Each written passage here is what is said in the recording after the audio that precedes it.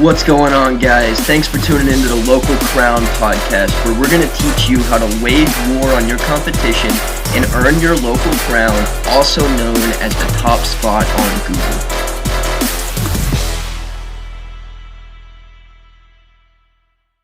It's kind of cool just by putting yourself out there, you can attract the right people. Yeah, and that's a big part. And I don't know, there's a Jim Carrey graduation speech from 2014 that's going around right now, and it's a little bit long. I mean, it's maybe 15 minutes, but I gotta say, he had some really powerful things to say about, don't be afraid of yourself. I mean, our own egos and society tells us you're going to be a failure.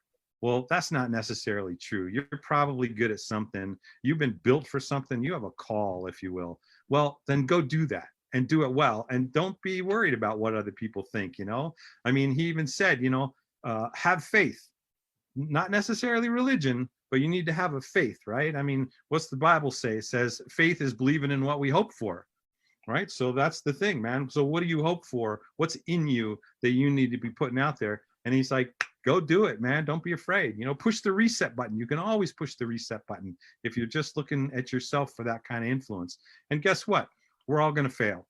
And I like to call them setbacks. I don't like to call them failures. I mean, you're going to learn something and move on and take that information and use it for the next thing, right?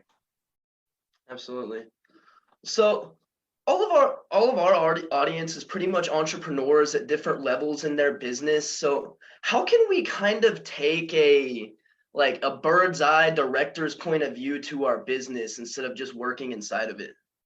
Yeah, that's a really good question, Trey. I mean, I have to say, when I started my first agency, so I was a student at Temple University, and it just kind of happened. And it was really weird because very quickly, my clients became these major corporations, and then MTV, ESPN, things like that. And I really did kind of stumble into it. But the whole point is to say, there were so many people who said, oh, no, you should stay in school and finish your degree before you do anything else. Well, had I done that, I wouldn't have got that experience. I wouldn't have known all this stuff and even just dropped myself into this thing. I wouldn't, at the time, I wouldn't have considered myself a finance guy. But guess what? I learned a ton about how to balance my checkbook and how to make deals and how to do contracts. Well, now people call on me to do that kind of stuff because over the years, you become an expert.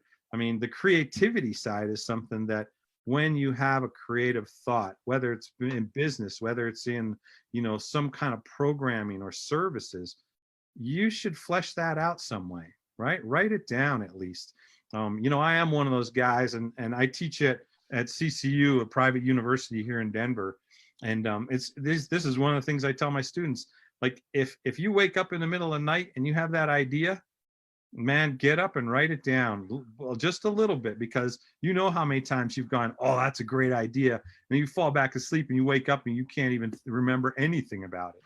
So that's a big part. How do you foster what that next thing is? I mean, I'm sure if you went and you talked to, Steve Jobs or Bill Gates or any of those guys, there was some spark that they were like, I wonder.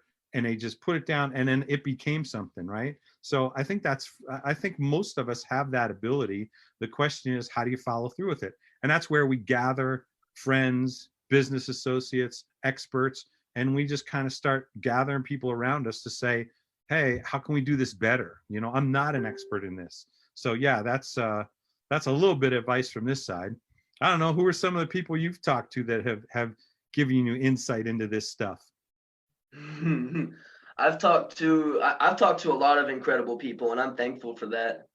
But I mean, really just step back, huh? Who's impacted your life the most? Of all these conversations you have, who would you go, oh my gosh, I really remember this person said that or that person said that? Oof, yeah, man, I thought I was interviewing you, and you're gonna flip it on me. But all right, so I mean, honestly. Andrea Adams Miller, I do want to give her a shout out because she does say a lot of things that really hit me the way that I need them to, because I do tend to get too involved and get stuck in the situation. And a lot of the times when I'll talk to her, she'll kind of say, hey, step back from it. Does that actually matter? And that's one of the like most powerful things to me, is just to have somebody say, hey, step back, look at it from that director's point of view. Does this individual thing matter at this moment? Or is it even potentially a positive thing, even though it looks negative? Yeah, no, that's good advice. I get to talk to a lot of pro athletes in the different stuff that I do. And so I will say that I've had some amazing conversations. And, you know, for me in particular, Tony Dungy, you know, the Super Bowl winning coach, the first African-American to win the Super Bowl back at Super Bowl 41. He's an amazing guy. And I've got to spend a bunch of time with him. And the most incredible thing is he's a leader through serving others. You know, there's some of those people that they step up and they're a little bit loud and they're a little bit bossy and, you know, the dominant personalities. But when you see a guy like that who leads these guys because they want to follow, it's incredible to see that. I mean, he gives this little speech in his locker room when he was coaching where, you know, this is the level that he'll talk to you if he's coaching you. And if he's angry, this is the level he talks to you. And you go, what? Whoa. No, it's totally different, right? And it forces you to lean in a way that you're like, wait a second, now he's mad, I better pay attention. But you don't have to step back because you're not screaming and yelling and trying to bite your head off, right? He really is coaching you.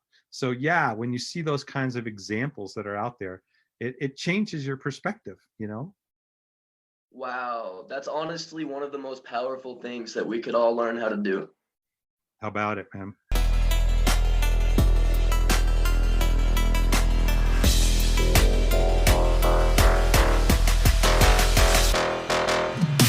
Thanks so much for tuning in. I hope you learned something. If you have questions, email us at info@thelocalcrown.com. And if you want to get featured in our publication, Inside the Empire, alongside John Lee Dumas, the entrepreneur on fire, Jayson Waller, the CEO of Power Home Solar, Sharon Lechter, Dan Caldwell, the man that started Tap Out, and the limitless man himself, Jim Kwik, for free, then head over to thelocalcrown.com/become a contributor.